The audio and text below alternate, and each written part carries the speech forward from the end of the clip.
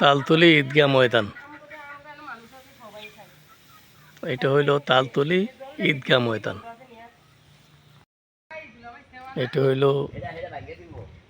ঈদগাহর ভিতরের অংশ। এই যে ঈদগাহ ময়দানের ভিতরের অংশ, চারদিকে গ্রিল করা, চারদিকে ওয়াল দিয়ে গ্রিল করা। এই হলো ঈদগাহ ময়দান।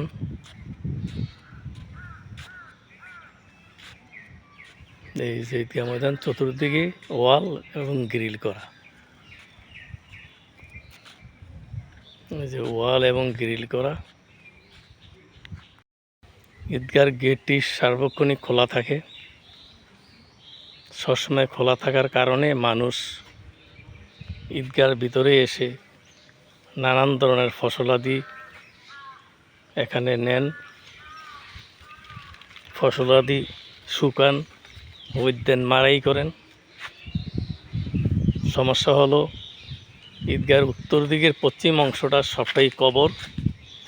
মানুষ এই কবরগুলির উপরে এসে ফসল নেয় এবং এর ঘুরে এসে বসে থাকে।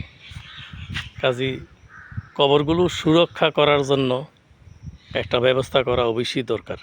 ঈদগাহর এই অংশটা, উত্তর দিকের এই পশ্চিম অংশটা, এই পুরোটা অংশই উত্তর দিকে হইল কবরস্থান। ঈদগাহটি যখন ভরাট করা হয় তখন এই কবরস্থানগুলো ঈদগাহের সাথে একাকার করে ফেলে। ঈদের নামাজের সময় মুসল্লিরা এই কবরগুলির উপরেই দাঁড়ায়, যা ধর্মের সাথে সাংঘর্ষিক।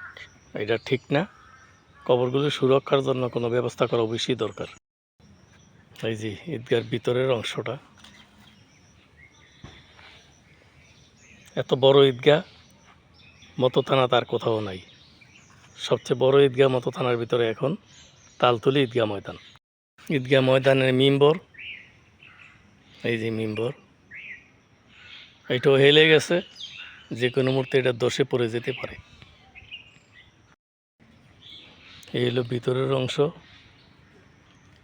এই যে অনেক বড় ঈদগাহ মতো থানায় আর দ্বিতীয় এত বড় ঈদগাহ বর্তমানে নাই।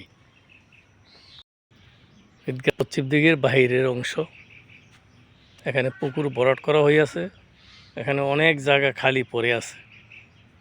এই যে বাহিরের অংশ, এই মিম্বরের বাইরে।